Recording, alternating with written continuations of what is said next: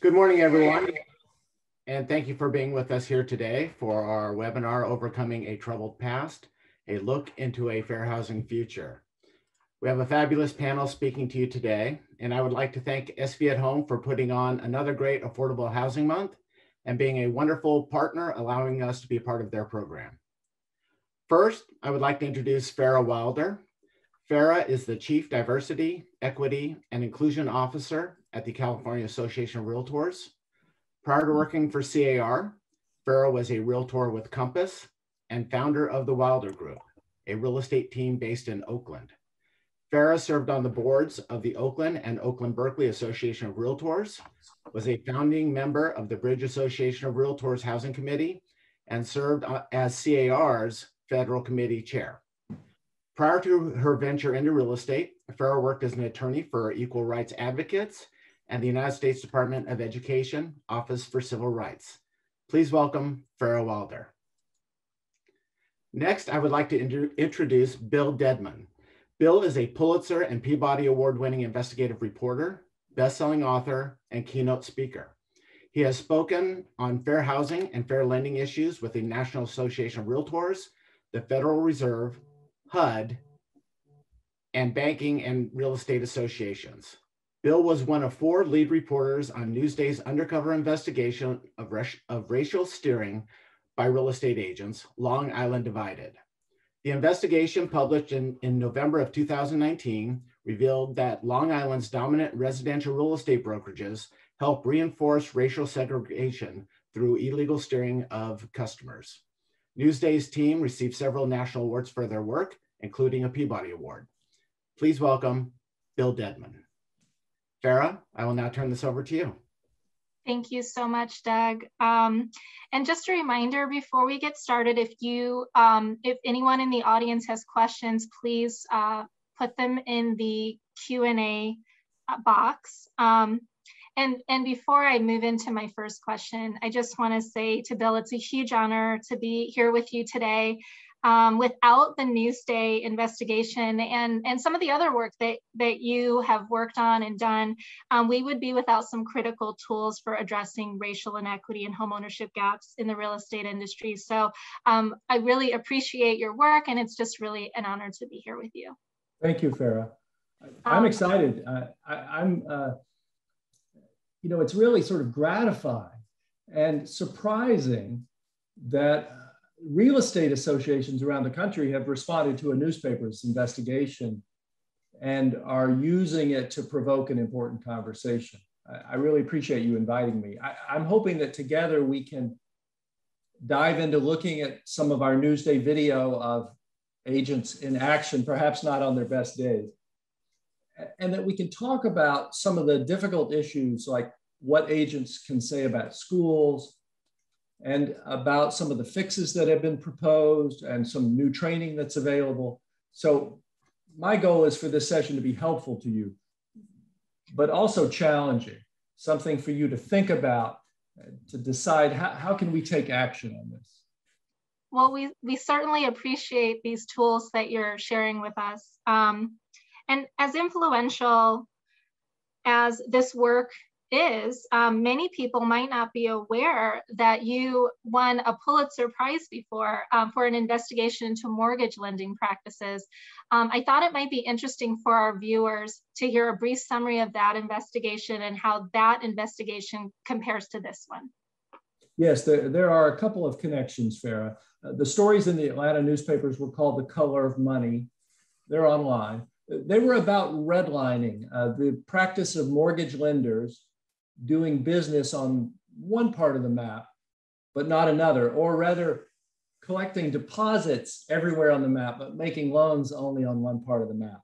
This was back in the late 1980s. And redlining had gotten a lot of attention earlier, but seemed to be thought of as something from the past.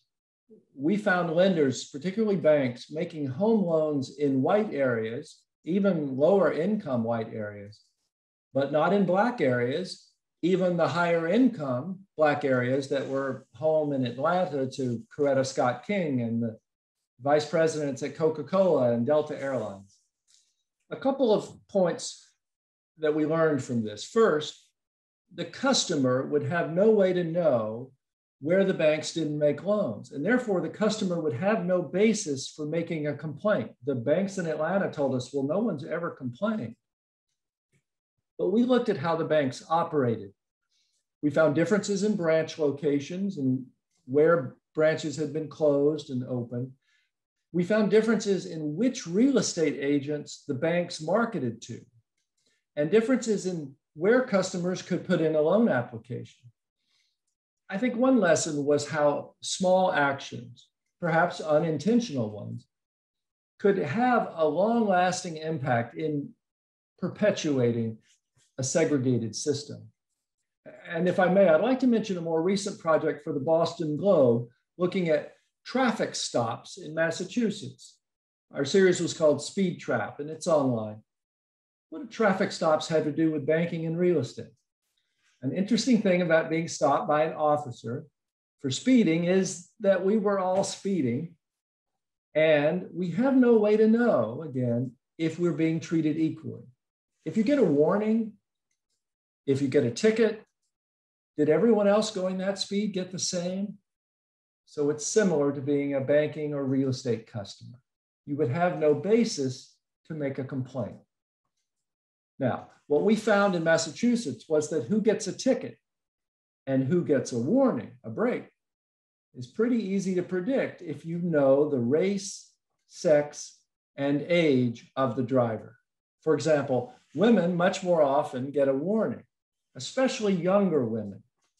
We wrote about one college student, she'd gotten 5 warnings in 6 weeks.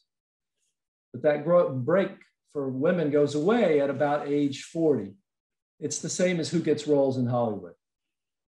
Minorities almost always got the ticket, especially younger Black and Latino men.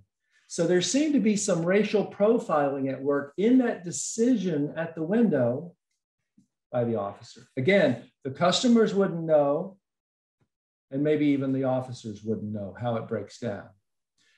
Finally, as with home mortgages, traffic tickets, the public records gave us a picture of the result, what had happened, but we had to dig into how might that have happened. I think what's different about the Project Long Island Divided on steering in real estate is that we're not coming along later looking at the records. With the video cameras, you can watch people violate the law. I also think it mattered a great deal that you can see specific agents and the names of their companies. Having that caught on video, I think increases the chances that it will lead to some changes in the system. So I've had conversations with some people who've heard about the investigation and maybe haven't seen the investigation, who deny that the results would happen in California, or even the existence of bias, that people do not have this bias that they're not aware of.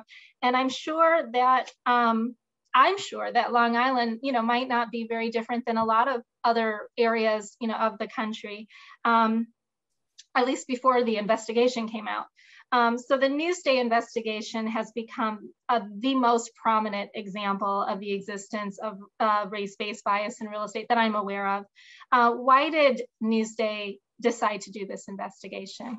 So to set the scene, Long Island stretches east of New York City, more than 100 miles, with almost 3 million people, so about twice the size of Santa Clara County, in a heavily segregated suburb, perhaps the most heavily segregated in the nation. What do we mean by that? We mean that there's a lot of diversity overall, people from all races and nationalities. But there, especially African Americans, are concentrated in very few communities. Out of more than 200 towns and communities on Long Island, a majority of the Black residents live in only 8. And we had heard stories, anecdotes all through the years from Black home buyers encountering problems when they tried to buy a home outside of those few communities. We'd heard this even from our own colleagues at the newspaper. So Newsday decided to follow the methods used by fair housing agencies, doing testing. with the addition of hidden cameras for video and audio. Now, that's legal in New York, and it's legal in most states. Most state laws require only one party, one person in the conversation, and that can be the home buyer, the tester, to consent to audio recording. But hidden audio recording is not allowed in about a dozen states, and California is one of those states. Everyone in the conversation has to know they're being recorded in California. Still, testing can happen everywhere. Testers can be debriefed after they visit the agents. We can make maps of the listings that testers are given and lay those over census data. Let me show you an introductory part of our documentary film from Long Island Divided. What happened in this video clip surprised us, but we saw it time and again. One customer received service from an agent, while another customer in the same circumstance, seeing the same agent, is refused service.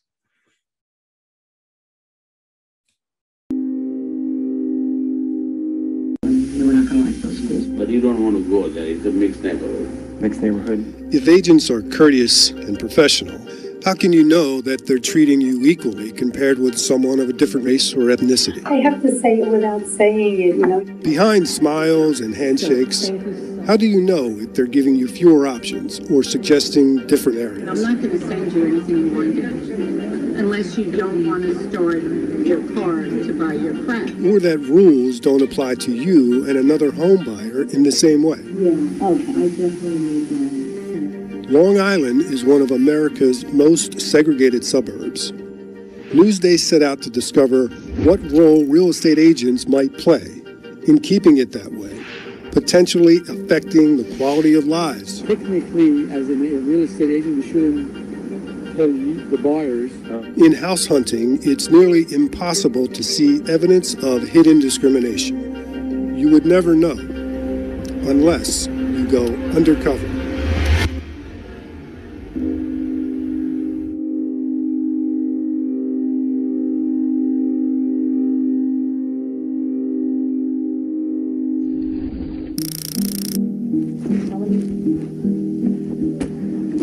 In one test, Johnny Mae Alston was the black tester and Cindy Parry was the white tester, and they met with Anne-Marie Quealy-Bichon at Signature Premier Properties office in Cold Spring Harbor. They asked for the same thing. As often happens, the agent discussed getting pre-qualified or pre-approved for a mortgage by a bank, showing how much a buyer can spend on a house. You pre-qualified, I asked. My husband's working with somebody in a bank. We've done some preliminary talks, you know, about getting pre-approved. Neither had been pre-approved or pre-qualified. Here's what the agent told the black tester. So I really need that. I won't take out anyone unless you have a pre-qualification letter. So I need to. So that means I can't pre-qualify for a mortgage. Oh, so that means I can't go out to see anything. I won't do it. You can try another person, but I don't have the time. And without pre-approval, here's what the agent told the white tester. What is your availability? When can you start looking at houses? I would say not this coming week. Cindy received 79 listings from this agent. Johnny Mae couldn't get any listings. And Cindy, the white tester, received 2 home tours. They had the same finances, the same budget, and they made the same request in the same area. But one was white, the other was black. The agent treated them differently.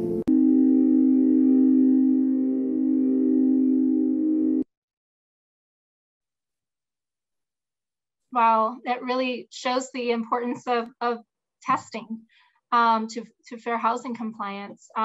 So can you give us a summary of the test, who was tested and what was the outcome?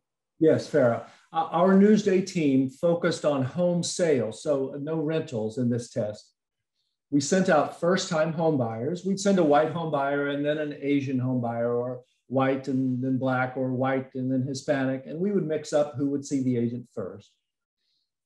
The home buyers gave the agent the same circumstances, the same constraints on their search.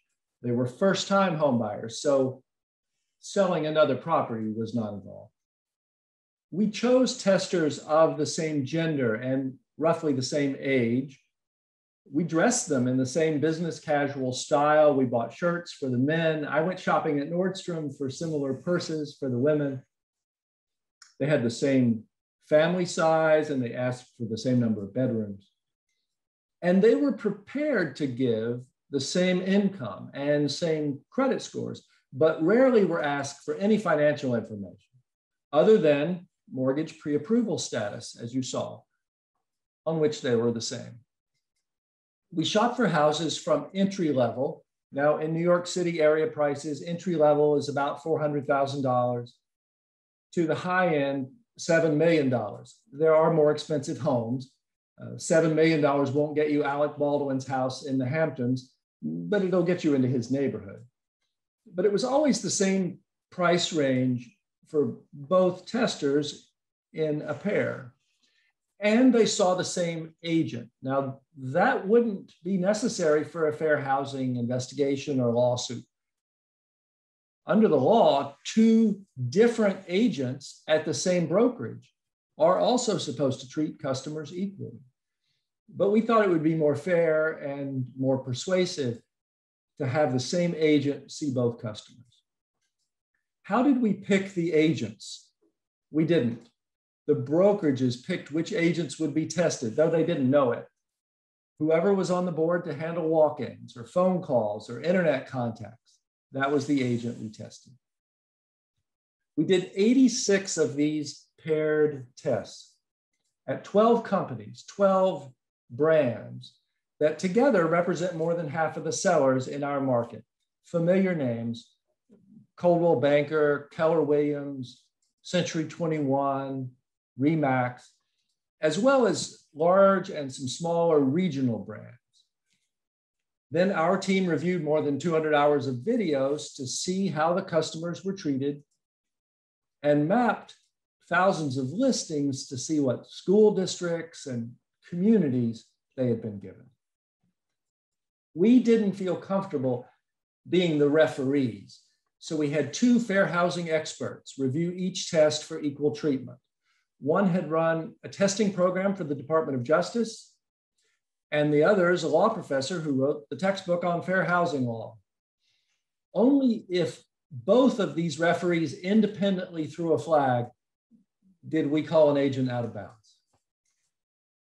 Before we published, our team gave the agents and their brokers details so they could watch the videos and respond to our findings. So this was a careful effort. It took more than 3 years. This was not a drive-by investigation. Now the results. The agents gave unequal treatment in 40% of our tests. And the results varied in interesting ways. Asian buyers were treated differently than their white counterparts 19% of the time, 2 out of 10. Hispanic buyers were treated differently than their white counterparts 39% of the time, 4 out of 10. And Black buyers were treated differently than their white counterparts 49% of the time, 5 out of 10. Now, most of the attention has been on that high difference for Black customers.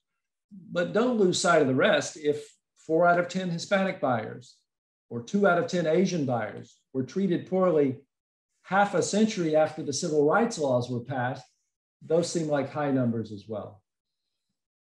We viewed this as testing the gatekeepers in real estate to see how they performed. 2 companies, only 2 companies, 2 of the smallest regional brands were the only ones to pass all of our tests. It's fair to say that most of these major national and regional real estate companies were contributing to the racial segregation in our suburbs. As you mentioned, you have to ask yourself, would the results be any different if we repeated the test in your community? If this weekend 4 retiring police officers from San Francisco come shopping for homes in Cupertino or Menlo Park, would 1 white, 1 Black, 1 Asian, 1 Latino, would they go home receiving the same listings in their email? Now, what sort of differences did we see? First, we saw steering. Agents directed 1 out of 4 of our minority home buyers into different communities and different school districts altogether than their white counterparts. We also saw differences in how buyers were screened or pre-qualified. A minority buyer might be asked for ID when the same agent did not ask the white buyer for ID. Some agents wouldn't help our Black or Hispanic buyer without signing an exclusive contract with that brokerage. But the brokerage wasn't requiring a contract of the white buyer. And then there were inappropriate comments made by agents. It's fascinating. Minority buyers were not subjected to racial comments or inappropriate remarks. We're past the days of signs that say whites only. Perhaps things are more subtle today. It was the white buyers who heard the inappropriate comments about race and crime and schools and resale values. Here's a video clip that highlights that problem of inappropriate comments.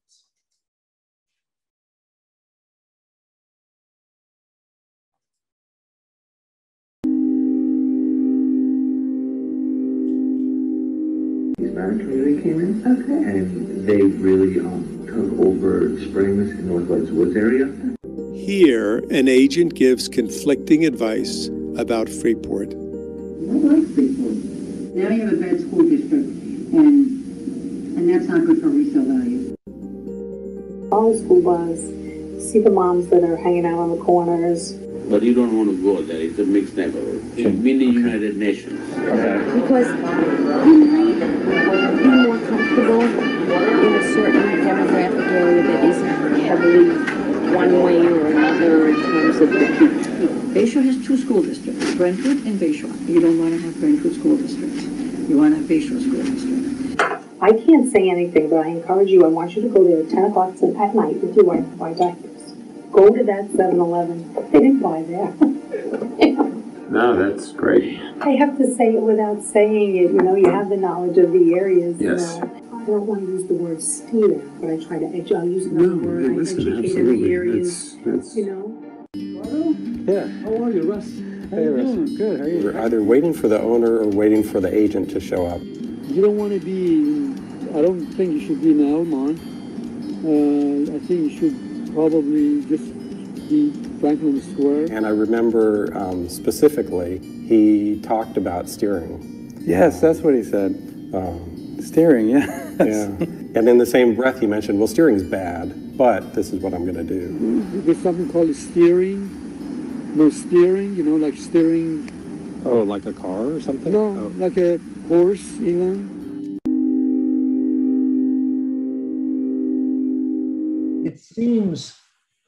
It seems from our test that some agents may have gotten a message through the years that complying with the fair housing laws is some sort of political correctness, that it means not saying the wrong thing or not saying the wrong thing to the wrong person who might be offended and complain about it.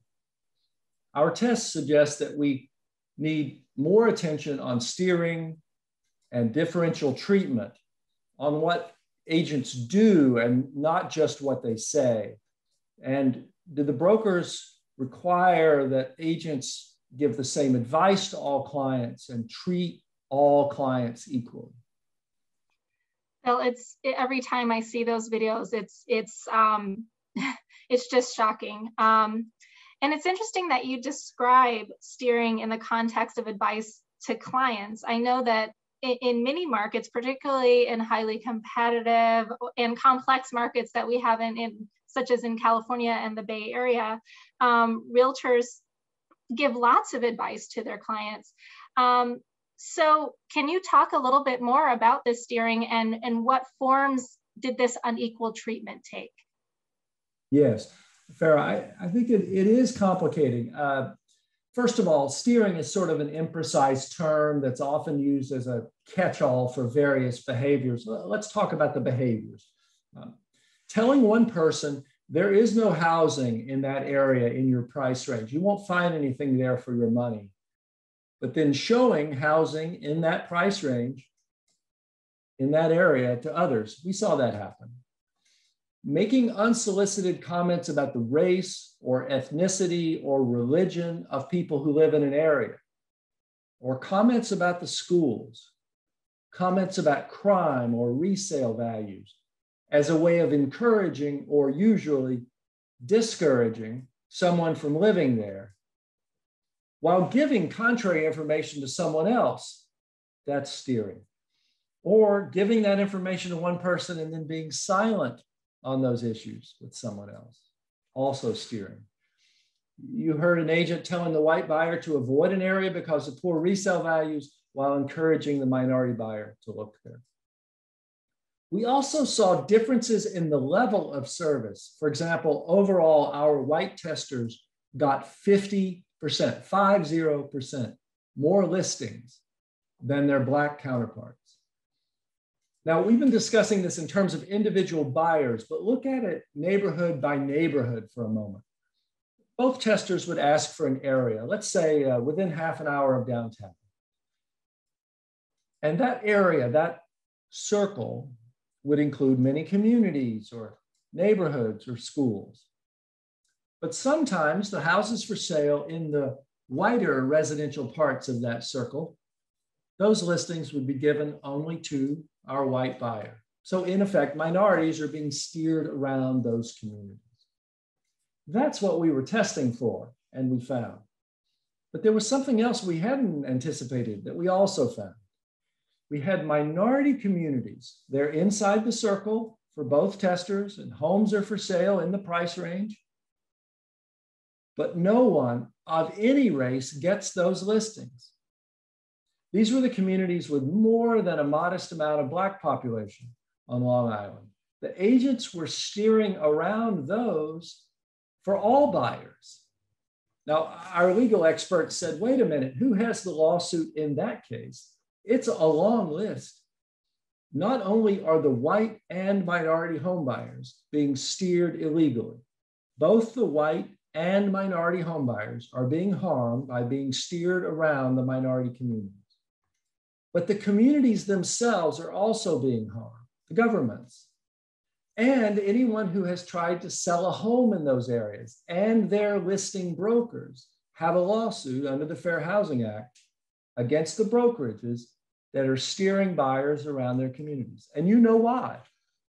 Fewer buyers means lower prices, lower home values, lower home equity, lower appraisals, and less tax money for playgrounds and libraries and schools. Here's a video clip with a classic example of steering.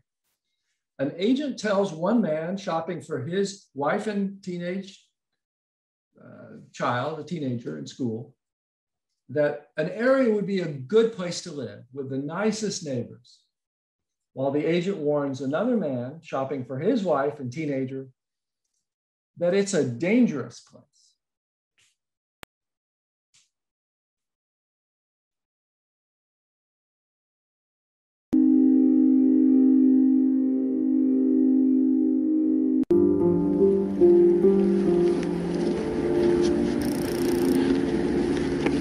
Kelvin Toon is a Black man in his early 50s, and he went in to meet with an agent involving a test in the Brentwood community, a community that is 80% Hispanic and Black. The agent communicated to Kelvin, our Black tester, that she enjoyed meeting with clients from the Brentwood area. Every time I get a new listing in Brentwood or a new client, I get so excited because they're the nicest people. When we sent Kelvin's counterpart in to meet with the same agent, the white tester was actually warned about Brentwood not being a nice place. The nursing home we need to be near is in Brentwood. Okay. And so we found a couple that are in Brentwood. Pretty close to each other. Okay. And it just seemed like those would be handy also for going to visit. Do you want to give me them and I'll look into them for you? Or? Yeah, I can do that. That warning came later to the white testers saying there was concern about gang activity going on in Brentwood.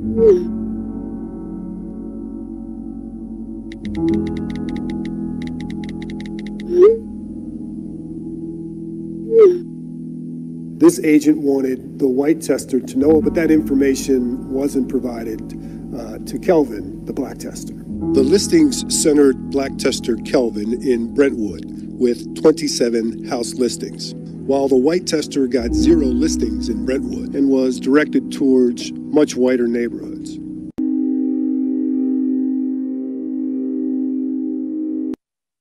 Wow, I mean, it's really hard to refute something that is caught on video. Do you think that the agents included in the documentary were knowingly steering?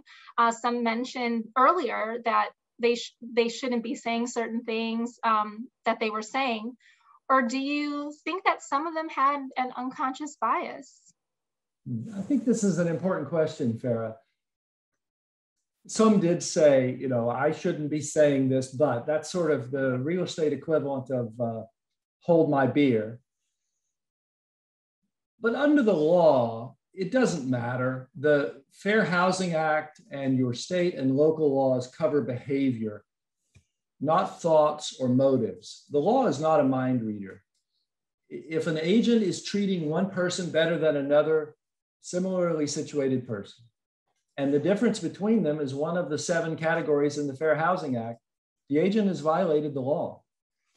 To remind you, those categories are color, race, religion, national origin, disability, sex, and family status, usually meaning having children or being pregnant. You also have state and may have local laws, may include marital status, sexual orientation, other categories. Now, though it doesn't matter legally, it is interesting to speculate about the motivations of the agents. I'm not dismissing the possibility that there's some unconscious or implicit bias at work, the bias that we all may have without knowing and thinking about. If you want to stop something from happening, you have to consider why it's happening. Some agents may, in effect, be profiling, assuming that the person of color can't really afford homes in the price range they've given, or won't qualify for the mortgage, maybe wasting the agent's time, while accepting that same price range without question from a white buyer. One of the tricky things about profiling is that it's so ineffective. We usually talk about profiling as though it's a shortcut to success. We have TV shows about FBI crime profilers. But experts say the real problem with profiling is that it doesn't work. Let's look at another context. Let's say you want to stop school shootings from happening. Maybe you have a profile of kids who play certain violent video games or dress a certain way. These are not good predictors of who will be a school shooter. You understand, the profile fits too many good kids and may miss the kid who's planning an attack. What is a better predictor? Acquiring weapons, hiding them, telling other students of your plans, watch out, don't be in the cafeteria on Thursday. Or think about airport safety. Religion is not a good way to identify who will be a terrorist. Counterterrorism experts say we waste too many investigative resources chasing after the wrong people if we follow a profile. And we may miss the person who's dangerous. And if you think about it, in real estate, race is not a good way to identify which customers can afford a home or which customers will want a home in which area. You leave too much money on the table if you assume that people of color can't be good customers. Besides, it's illegal. So why do it? Some agents may think, consciously or not, that they'll make money faster with less effort if they show people homes where you'll feel comfortable. You heard an agent say something very close to that. But why assume that people want segregated neighborhoods? Besides, say it with me, it's illegal. Some agents may be bowing to bias that they expect from others. An agent might calculate that a seller could be angry if the agent brought a minority buyer to the home, or that the neighbors who are, of course, potential customers in the future, might not like it if the agent was seen to be integrating or changing the composition of the neighborhood. Or agents could think that appraisers or lenders may be biased, and that would make it harder to close a sale. And there's recent evidence of disparities in lending and in appraisal. But none of that matters. Steering is illegal. I think it's possible that somewhere a few agents may be prejudiced, acting out of bias, but I assume that that is a tiny group. So small a group as to be irrelevant to our discussion. As others have pointed out, there's just too much steering to be accounted for by outright prejudice. It can't just be bad people doing it. The good people have to be doing it too. You know, in general, on issues of race, it's pretty easy to burn up all the energy and heat on the question, who is the racist? Who in our office might be a bigot? Are they saying I'm a bigot? It's not very productive. It might be more productive to apply light to the question, how does it work in our office? Is what we're doing certain to treat people equally? How might some differences creep in? Because under the law, it's what you do that counts. I do think it's interesting to consider the point of view of the home buyer, even if in our case, they were mostly actors testing the agents. Our testers often came back from the real estate office to the newspaper office telling us that agent was so nice. She was so helpful. They only learned the truth when our team brought the buyers together to watch videos and to see the maps of the listings that they'd been given. You'll meet some of the testers in this video clip and also hear from a fair housing expert who works with them. It almost makes me wish that the racism is more explicit so that I would know about it. Too often I hear people who maybe aren't as familiar with this kind of work say, oh, well, they were just testers. But all you have to do is tell someone, which I have to do on a fairly regular basis, that you were turned down because of your race, and tell them the circumstances that occurred on a particular test. And you will see just how real and painful that injury is. Elmont, you know, it's okay, it's good, you're very close to the city. Some of them are not as nice, you know, Elmont. I do remember him, he was nice, and I do remember him pointing out on the map. Oh, he loved that map. I remember that. Yeah, he had the map and he's like, you know. Some of these towns, in my opinion, are not necessarily the greatest in terms of school districts, safety, you know, crime, resale. You know, one of the patterns that startled us was when agents would begin their presentations to the buyers. And remember, these were new customers, they just met them, with inappropriate comments or information that violates the fair housing laws. This agent with the map, he looked like General Patton planning the invasion of Sicily, but he had a different invasion plan for home buyers of different races. For the whites, it was don't get off the highway until you get past these neighborhoods. Notice that it didn't seem to be offhand, casual comments. These weren't slurs uttered when someone cut you off in traffic on a home tour. For these agents, it seemed to be the sales pitch, their standard guidance for narrowing the home search. I hate to say it, but for these agents, it seemed that steering was a big part of the service that they were selling. So you talked about advice before, and I know buyers often ask agents, you know, about schools, about, you know, school districts and areas. I remember that from my time as a real estate agent and realtor. And I'm curious, what role did schools play in the actions of the agents? Yes, Farrah, I doubt that it's much different between New York and California in terms of buyers focusing on schools. Time and again, we heard agents explain to our buyers Everything is by schools. Agents touted one district over another. Some districts were blue ribbon and others were declining. Often they gave different information to different buyers. Let's step back for a moment. American school districts are so segregated by race in many communities that directing someone to certain schools is the same as directing them to an area with higher or lower minority population, even if you don't mention race or ethnicity. It's hard to believe it, but America's schools are more segregated now than they were 30 years ago when this gray-haired man graduated from high school. More segregated now than then. School segregation and housing segregation, of course, are intertwined because we have school districts.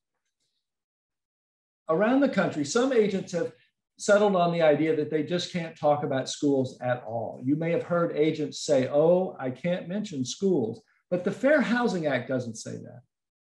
Our legal experts tell us that agents can give straightforward, factual information. Agents can answer questions.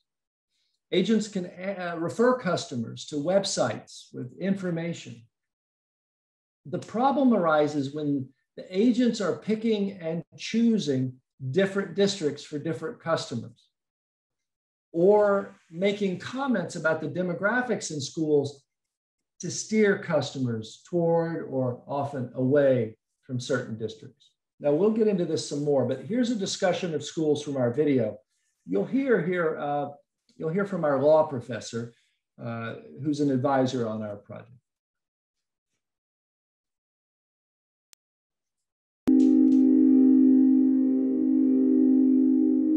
I said, do you really want your future children going to Amityville School District? We're going to try and stay away from Freeport, Roosevelt, Hempstead for now because of the school district. This part, the Salisbury part, is in demand because the schools are much, much, much better.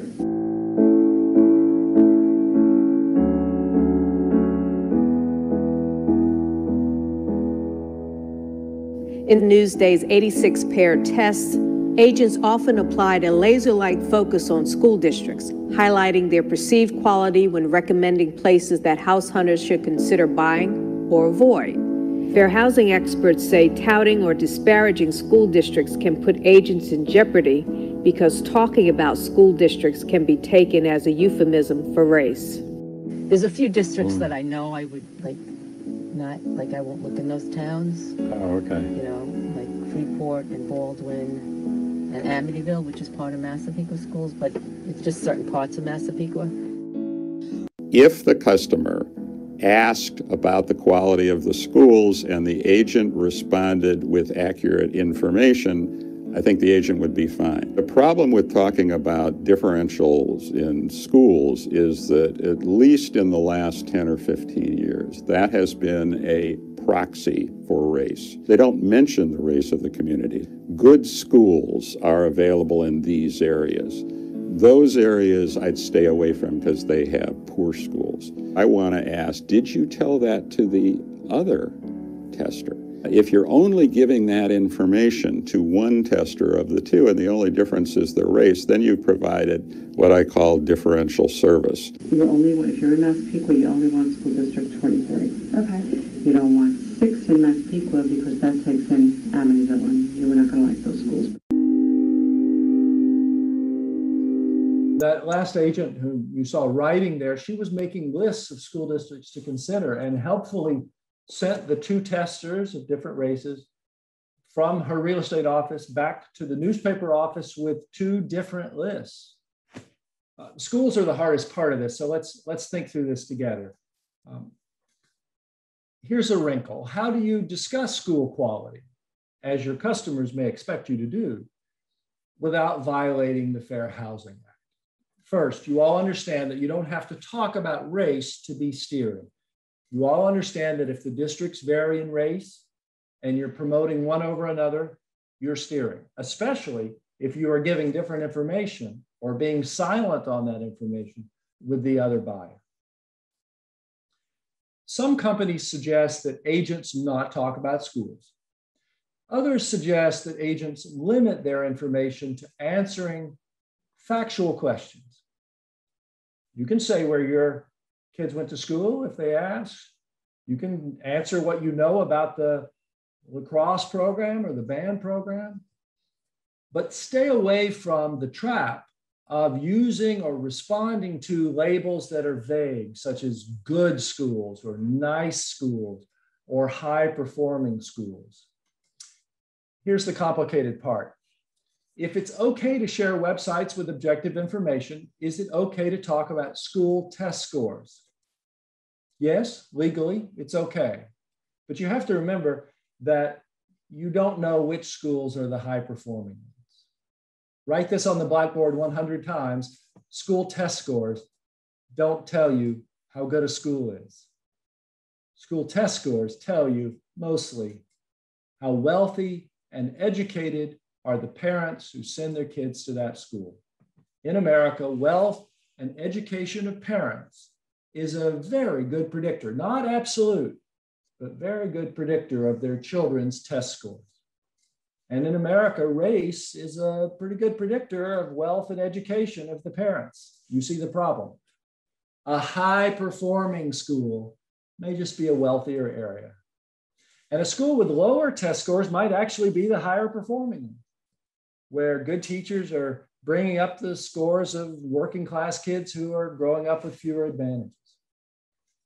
Word about this is getting around. Just recently, greatschools.org, the school ranking website that so many agents refer customers to, has realized this pitfall.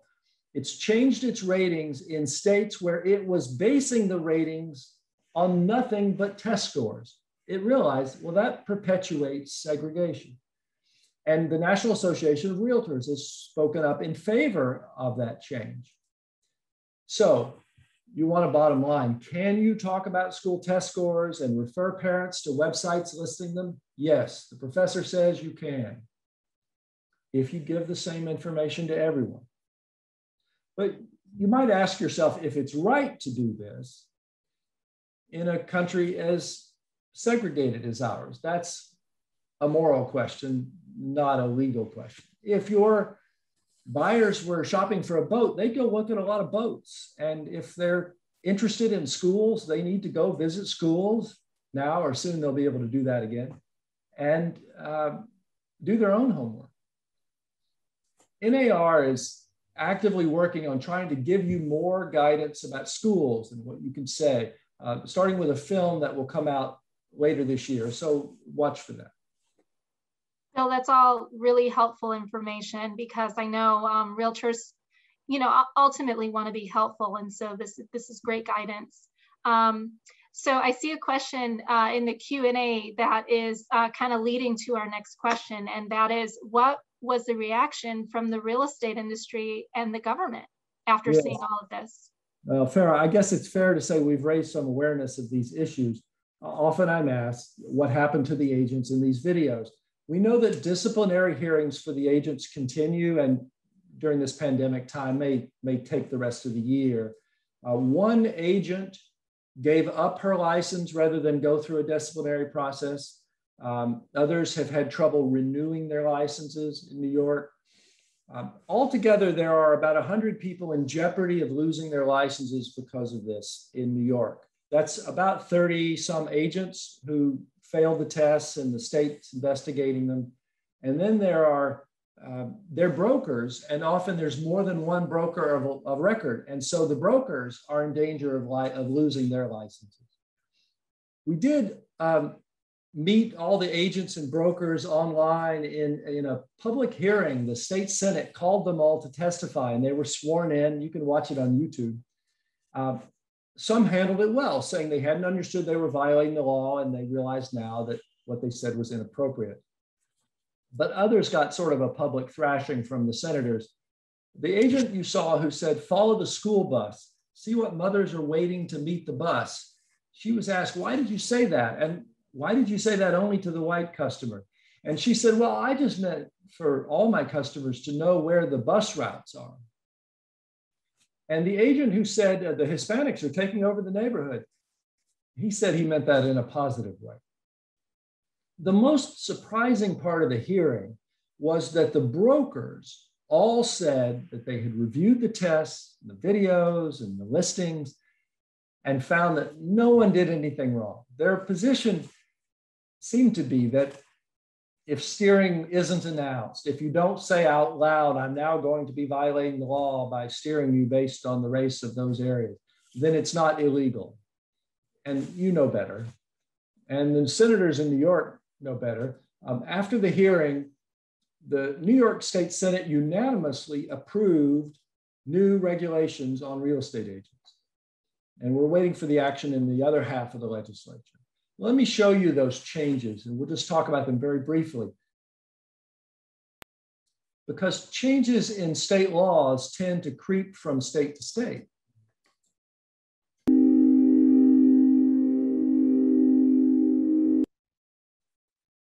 As one senator said, essentially, we're taking Newsday's investigation and we're making it a part of state law.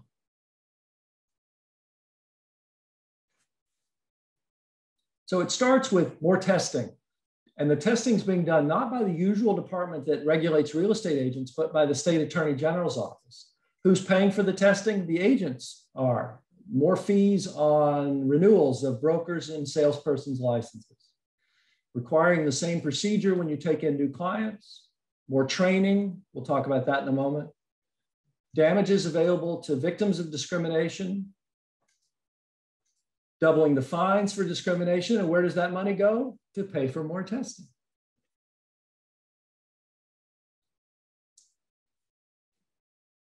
Making sure that the same information is collected from all customers and information on the properties that they're shown. So an investigator could look at that later, and just making sure that an office manager or associate broker has responsibility for any discrimination done in their office. If you want to stop speeding, you'll increase enforcement, right? It has a deterrent effect. So we may see that increase in New York, and we may see that in other states. Also at the federal level, HUD, the Department of Housing and Urban Development, has already begun to, I guess it's fair to say, resume enforcement of the Fair Housing Act under the new president and new HUD secretary. So we'll see what changes come on the federal level.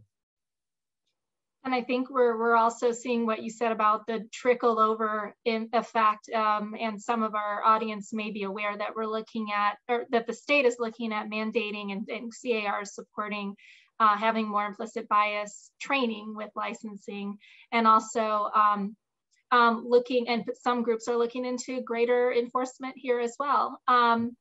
So based on your investigations, what do you think are some of the best ways to combat racism in real estate?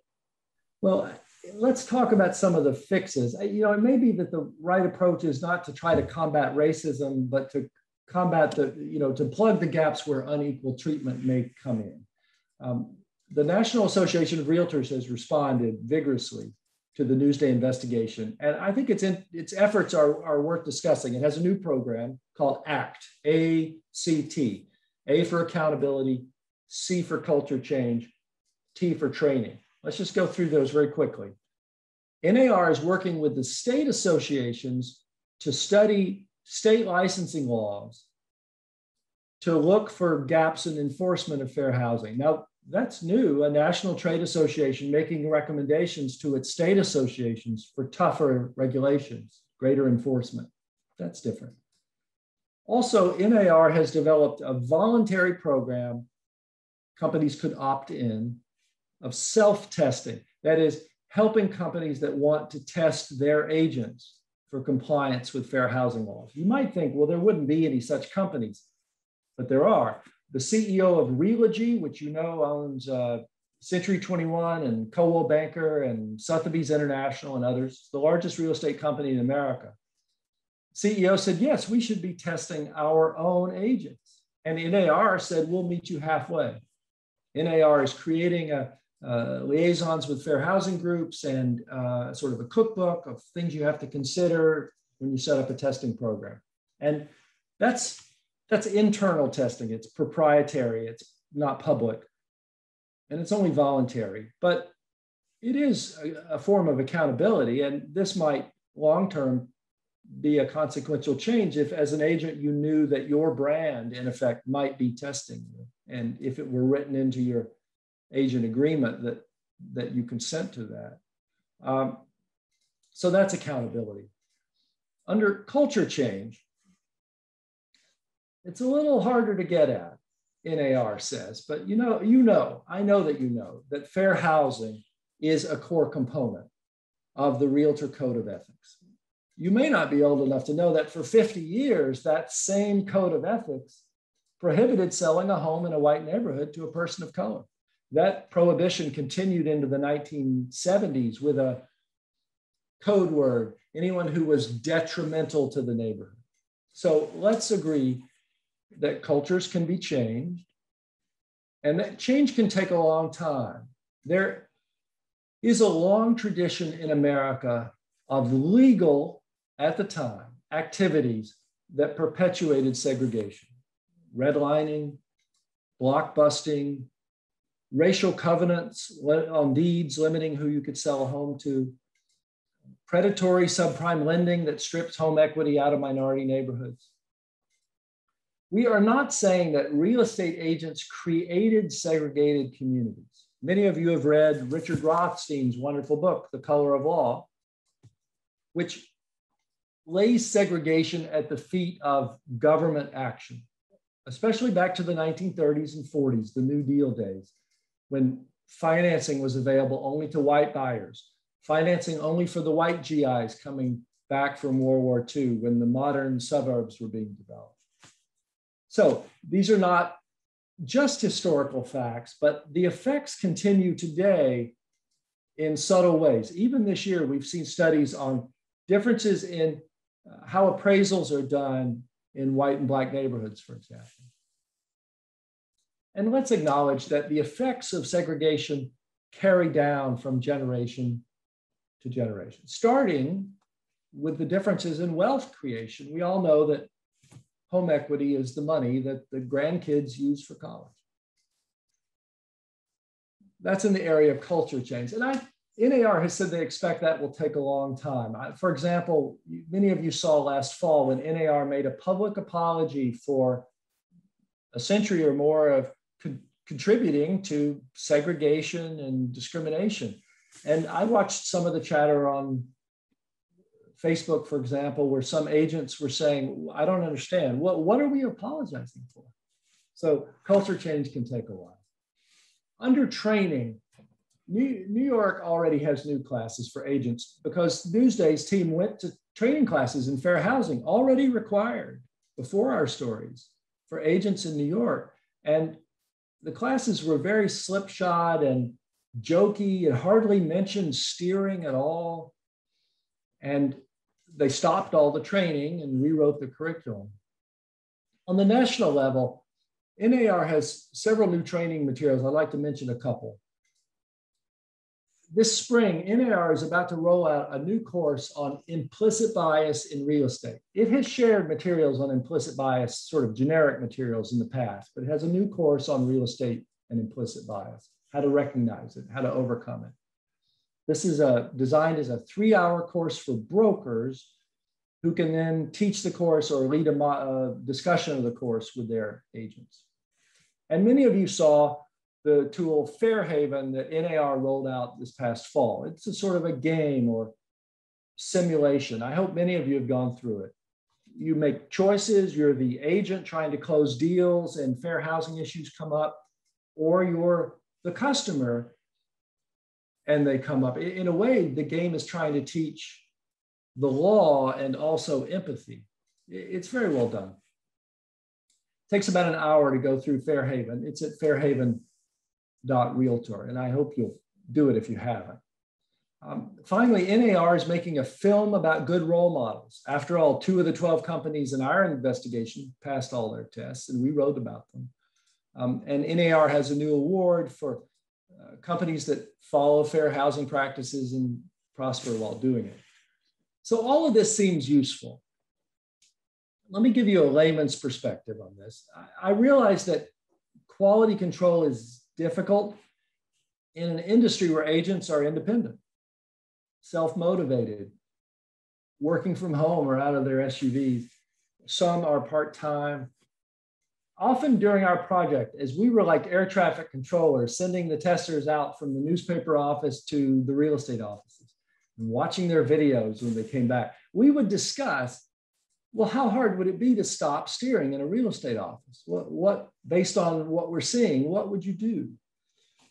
First, we all understand that it's not a fix to say, well, we would respond forcefully if anyone complained, because no one would know they're being steered. No one knows what listings are given to another customer. It did seem clear that the agents in our tests didn't have a rigorous standard for what they do and don't do with every customer, a checklist. They had a sort of a standard approach to the conversation with a new customer, but then time and again, we would see some customers come back with a thick folder and others with a skinny folder from the same agent. That seems like something you can fix. You could argue that it would help to have greater diversity in the real estate workforce. That would have benefits, a lot of benefits, but let's not think that it's a cure-all or the only solution to steering.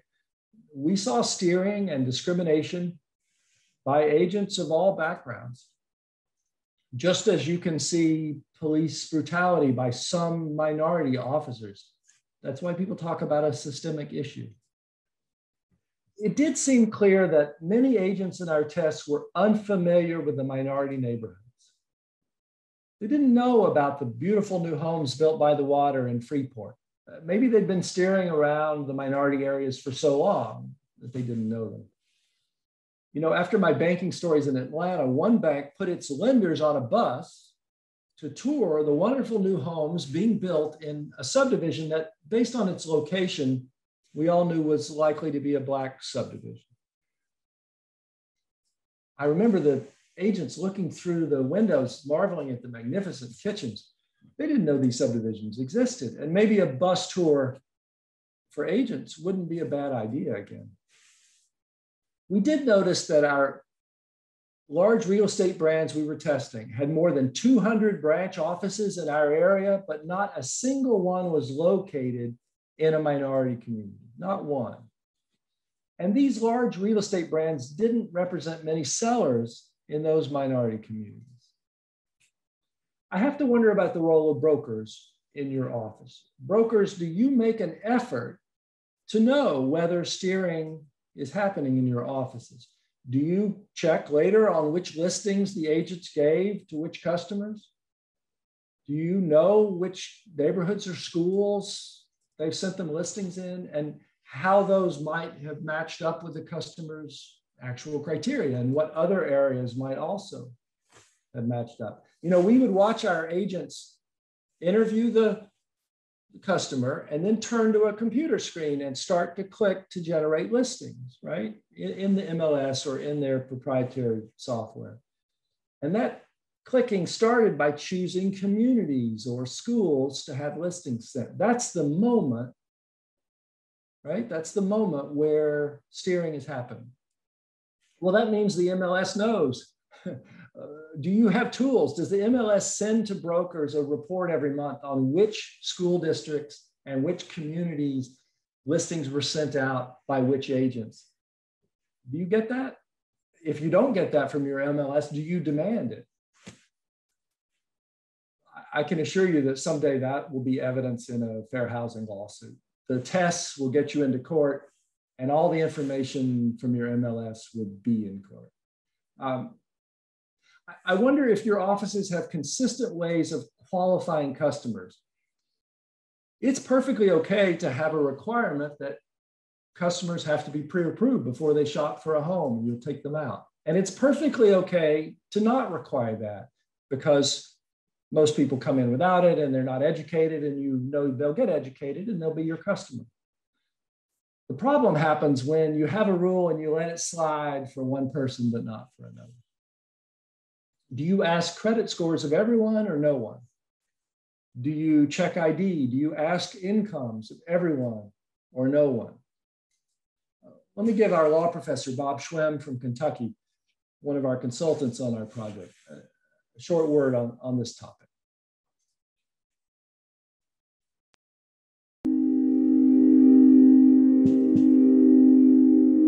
I'm a law professor at the University of Kentucky, and I've been a law professor for a long number of years. All we're asking in these tests, you get two people who come in and ask for exactly the same thing. Why don't you give them the same listing? Why don't you pre-qualify them in exactly the same way? It's not that big a burden. This is a law. This should be treated like a tax law or any other law. You have to obey this law, and particularly if you're in a licensed business like real estate agents, if you can't obey the law, you ought to just get out. Now, the professor really steps up to the plate there, but the trick is, I think, that all of you, I assume that all of you want to obey the law. The hard part might be recognizing how some discrimination can happen and plugging those gaps. Let me close with this. NAR makes two straightforward suggestions on avoiding steering. One, provide customers with listings based on their objective criteria. Home size, a pool or not, a corner lot or not, distance from a certain place, and not on vague terms such as nice neighborhood or good schools or safe. Stick to the objective criteria. That's number one. Secondly, NAR suggests that agents pay attention to unconscious bias. When evaluating what a customer objectively wants, ask yourself why you may have eliminated certain areas. Now, I'm a layman, but I have a question. Those seem like good pieces of advice, but aren't they somewhat contradictory? If you stick to only the objective criteria, why would agents be eliminating certain neighborhoods? In other words, why should real estate agents be picking and choosing communities or schools for home buyers? If we gave every customer access to all the listings within their price range, with the right number of bedrooms, we wouldn't have steering. When the customer brings you more criteria, they'll get fewer listings. So it may be that the best way to stop illegal steering may be to stop steering customers at all. As the professor says, why don't you send them all the listings? I trust that you all want to make sure that everyone who calls or emails or someday walks into your office is treated equally. Here's my hope. I hope that you will share our stories and our 40-minute film with everyone in your office. The stories are called Long Island Divided. We call the film Testing the Divide. They're all at the same address. It's not behind a paywall. You don't have to subscribe to read it. It's all at newsday.com/divided. Have a movie night. Post it on Facebook. Share it. But don't stop there. I encourage you to have a conversation, not a finger pointing who's the bigot conversation, but look, our goal is to treat everyone equally. Now, right now, this week, can a broker in our office be confident that an agent is giving the same listings to two people who have the same criteria? Can a broker be confident in our office that two different agents are treating everyone? What specific steps can we take to make sure that that happens? I think Fairhaven offers a good opportunity for role playing, and it may be that some role playing in your office is another useful tool. Pass the microphone around in the room, have customers ask difficult questions and demand more information and introduce fair housing problems and practice answering those. I put some faith in that kind of practicing as well. I hope that you'll have more questions for me. I appreciate you inviting me. And I hope that this has given you something to discuss with your colleagues and with your customers. Thank you so much, Bill. I mean, this is all incredible information and really will help us, our community, do a better job of complying with fair housing law and understanding how these things work. So I don't know if we have time. I see Gustavo is coming back in for questions, but we'll see how much time they say we have. And hi, Jody. Hi. So we do have about 20 minutes, so I'll ask a few questions and then we'll bring Gustavo in to close us out. So there is a question in here. Let's see, I understand brokerages selected the agents who were tested. So you guys selected those types of things. Was there any consideration given to the race or ethnicity of the realtors that were tested? This is a good question. No, we didn't care. What we viewed this as, you know, the customer might get any agent, and so we got any agent. And we noted that we were getting a pretty diverse group of agents. And we noted that we saw discrimination or steering by that diverse group of agents. We saw inappropriate comments and steering by agents who were white, who were South Asian, who were Eastern European in background. It was a large enough group, and you know, I think sometimes people put too much faith. You know, diversity is a good thing, but they think that'll be a cure-all. It's not.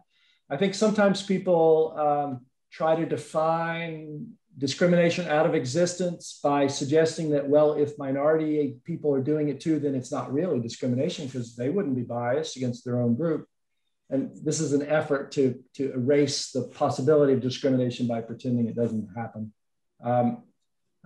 You can have, just like with police officers or many other types of professionals or people in business, you can have discrimination by people of all backgrounds, partly because people learn from their culture, right? People learn what they were taught. People learn from the agents who train them and who they work with. So I think you talked about schools and you talked about being careful about how you describe neighborhoods and things like that. As an agent, you're looked to as the expert in the room. And a lot of times your clients will ask you, well, what's your opinion about this neighborhood? Or what's your opinion about the school? And what's a good answer to that? I'm sorry if I realize how much pressure agents feel, right? You've got competitors, other agents, you have competitors, internet only businesses, you have a tough market, a lot of pressure, I get that. But real estate agents are not experts in schools. And quote, a good school might be good for one person and not another. You know, some people do want the lacrosse program and some people, their kid plays oboe and that's what they care about. It's not a one size fits all thing. And I know it's tough, but I want to encourage agents to push back on customers and say, you really need to do your own homework. If schools are important to you, and I certainly understand why schools are important to you. Now, I can share with you some state websites, I can share with you newspaper information, but they need to do their own homework. And I just want to mention that it's okay to tell customers that there's a law and that you need to follow the law. I sense from some agents a reticence to mention fair housing. No, you can say, hey, you know, if you think about it in another context, okay, I'm having work done on the roof. And if the roofer says, I can't do it that way because there's a building code, I can't do that. We understand that. Most of us would understand if the car mechanic says, I can't put that on your car, it wouldn't be street legal. We're used to professionals being in a regulated society and telling us, sorry, I have to follow the rules in the law. And that's part of being the expert in the room, is to say, sorry, I can't go into that area. You have to understand there are laws and the laws limit us because it's very important that everybody be treated equally. Sounds like there's a shift in education, both on the agent side and the community, understanding what those roles are.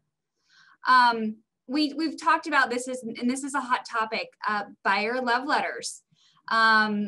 And Farrah, please feel free to jump on this in this as well, because I think in California specifically, this is becoming more of a thing. But how does that tie into all of this and violating fair housing? Well, there is greater awareness to this. For a few of you who are new to this topic, the problem is that the love letter, the pick me letter from buyer to seller, tempts the seller into committing a fair housing violation, and they can get the agent into trouble. You're the one with the license. And so it's very hard to write one of those letters without disclosing with the pictures and the text, race, sex, color, family status, disability status. It's all in the letter. And often customers want to pick someone who's like them. Oh, they'll enjoy the play set. You have to tell them, look, when we sell your house, they might throw the play set in the woods. They may not have kids. And people without kids ought to have just as much shot at your home as anybody else.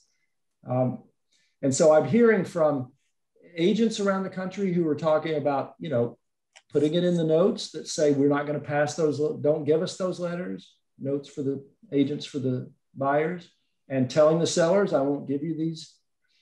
And giving, the seller shouldn't know that these first offers came in from someone who has an Asian name, and those offers came in from someone who we think is Jewish, and these people grew up in the neighborhood.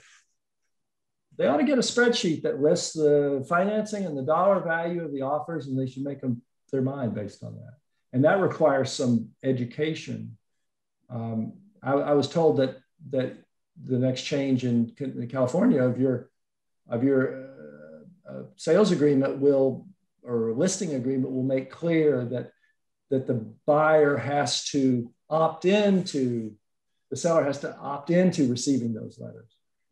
In other words, it puts the onus on the seller to choose to receive them against the advice of the agent. And that'll be good, because that will mean it won't depend so much. But you have to understand that the last thought on this is that your sellers are getting a lot of bad advice. There was a Wall Street Journal article recently. In a tough market, what do you do? Well, of course, their main suggestion was write a great love letter to the sellers. And so your buyers, I know, are coming in, dragging in these fair housing issues, and you're having to push back. That change in your agreement will sort of give you some help there. And I can just add a little bit to that. I think, Bill makes excellent points about the fair housing implications of the buyer letter. It's not automatically, a violation, but it's just there's a strong fair housing implication. And just to add on to that, in California, we have even more protected categories. They call them protected categories. It's a little bit of a misleading sense. Everybody is in the category, right? So basically, when you have 22 bases that the seller cannot make their decision based on, and one of those is any arbitrary characteristic, it's very difficult, I would say, for someone to write a letter that doesn't include that type of information. And so the job of a realtor or a real estate professional is to protect the seller, and also the real estate professional has their own obligations as well. And so this is, the push to let people know about these buyer letters is really to help folks understand really how to better be in compliance and how to support their clients. And you have to remember the history. Entire neighborhoods would get together and decide what categories of people that they wanted to exclude, and that used to be legal, and so it's not legal now. And really understanding the law, and sellers have a huge power, when they select the buyer. I mean, they are determining someone's future, their housing, their ability to build wealth. And so really understanding that these letters can potentially have these kinds of implications is really key and critical. And unfortunately, we haven't talked about it enough before, and the market is competitive and people are really feeling like they have to do something to get their buyers in. And there are ways to do that in other ways aside from the buyer letter. And so definitely encourage everyone to explore some other ways to really make a strong offer aside from the letter. So there's an interesting comment question that came in that ties right into this is a lot of people have Ring doorbells and cameras in their homes. So what do you do when the homeowner says, hey, I just saw, 5 groups of people come through and they want to know which offer went with which couple maybe? Well, I'm not a lawyer, and I'm certainly not a lawyer in California, so I'm not going to give you legal advice. But I just want to I think in general that the answer here is to be willing to push back and to say, you don't really want to have that information, and I can't tell you that information because I want to stay within the law.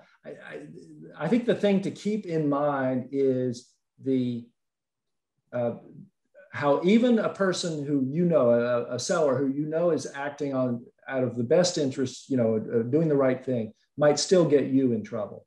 Even if the seller is choosing the highest offer and not choosing based on some protected category, race or another group, still, if the information is in the mind of the seller, and the seller then tells their neighbor, "Oh, we sold our home. We're so happy," who bought your home? Is the first question. Oh, it's these people who they grew up over there, or they go to this. I know them from Temple or whatever. Once you've disclosed to your neighbor some piece of information that wasn't the basis for your decision, then the neighbor knows the person who didn't get the home, and now a fair housing complaint's filed against you, right? You see how that happens. Keep your license in mind. It's okay to say, we're going to follow the law here and we're going to do this right. There's another comment that came in that I've thought about is, not all the time, but in some cases, a name will give away an ethnicity or a race. And how do you handle presenting offers that you pass a spreadsheet? You give your a printout or spreadsheet of your of the officers and information about the amount offered and when they want to close and what other contingencies or financing is included, and then you let the buyers choose based on those objective items: how much is being offered and when they'll close, and what kind of financing they're given and whether they're pre-approved, et cetera. And you don't disclose the names of the buyers. So I'll ask one more question and then we'll wrap up with Gustavo. We've seen a history of discrimination against minority groups in the Bay Area trying to purchase homes. How can we work to increase homeownership in these specific communities without violating fair housing laws? The fair housing, the usual way to get around this in banking and lending when remedies are proposed is to propose first-time homebuyer programs or low income. And now, in a way, sometimes those fixes don't match the problem. If people are discriminating against minority neighborhoods, usually they're discriminating against minority neighborhoods of all incomes, and partly perhaps out of an assumption that Latino equals poor or Black equals poor. And then when you point that out, people come up with a fix, and the fix is to help poor people or help the lower income. And you think, well, wait a minute, you sort of missed the point of our stories. This happens over and over again.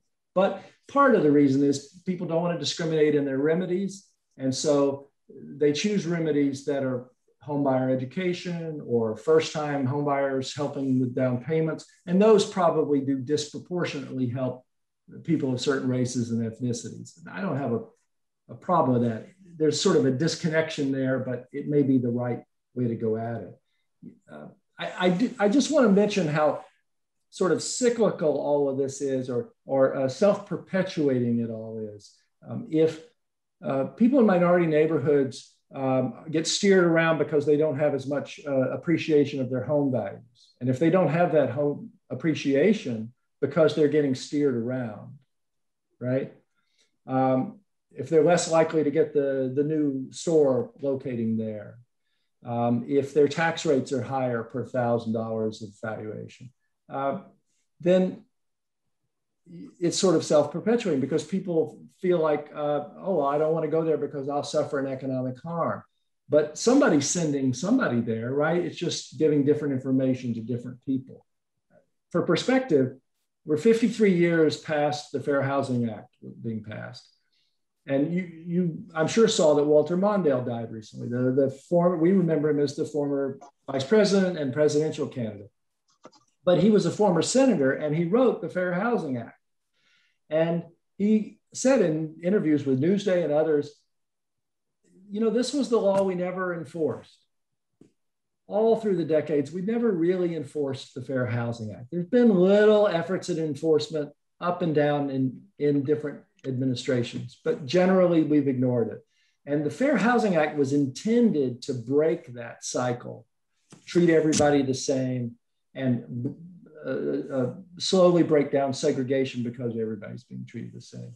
I think often it's people trying to help a particular client, trying to do the right thing that gives that person an advantage or a break.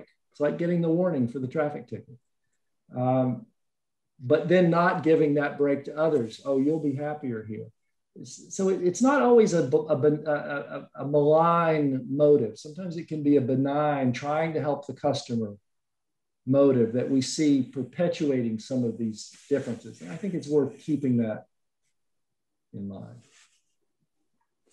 I also want to add that something that the investigation showed really clearly is that you had different treatment of people of different ethnicities who were qualified similarly. And so I think, first of all, getting trained and understanding this dynamic will inherently help people of color. You know, it's going to ensure better treatment and more equal treatment of people of color. But Bill makes an excellent point about the wealth gap that has resulted from years of segregation and discrimination. And I think, you know, and there is a role, you know, for some of the programs, homebuyer programs, and some of the lower down payment loans.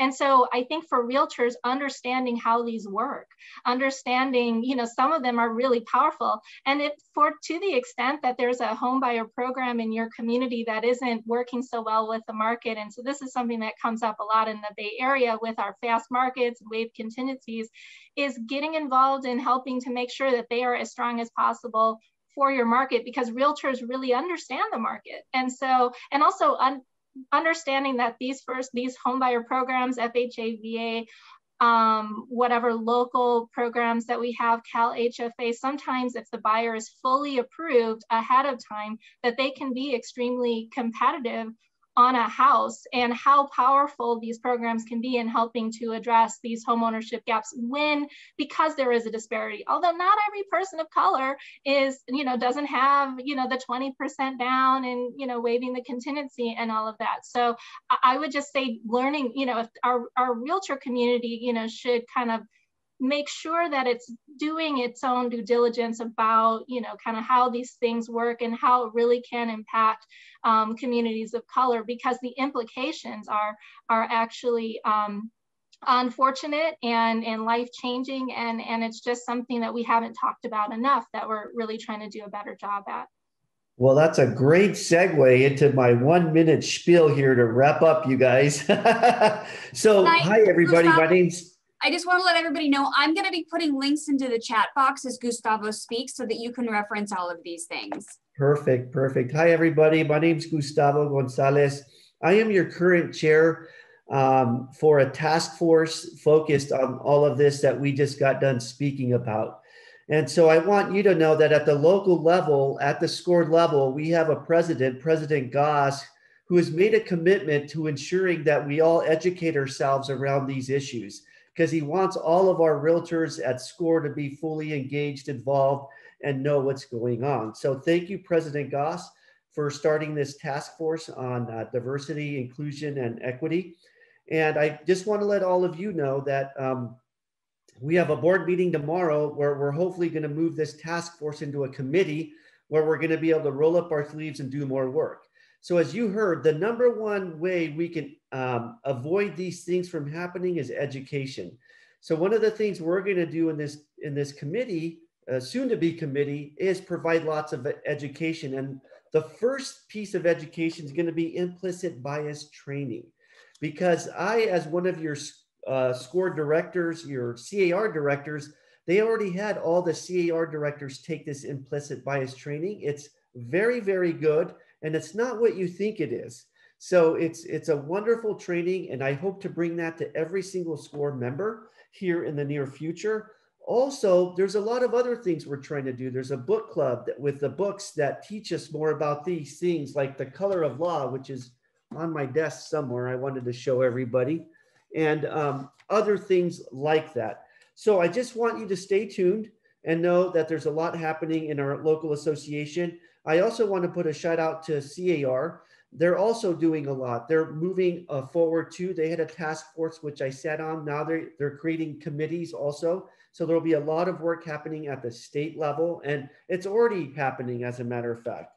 Okay, I think that's about it. Farrah, did you want to say something?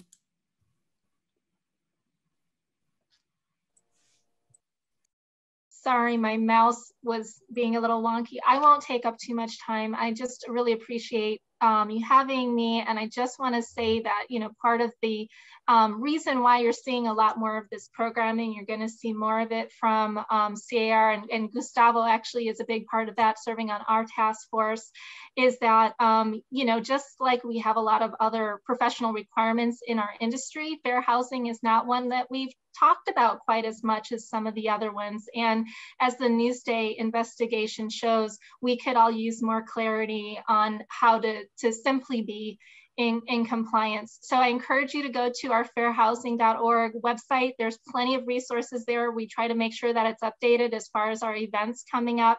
And also one thing I just want to put on everybody's radar, we are going to have a couple of new committees coming online that our task force, and Gustavo was a big part of that, recommended.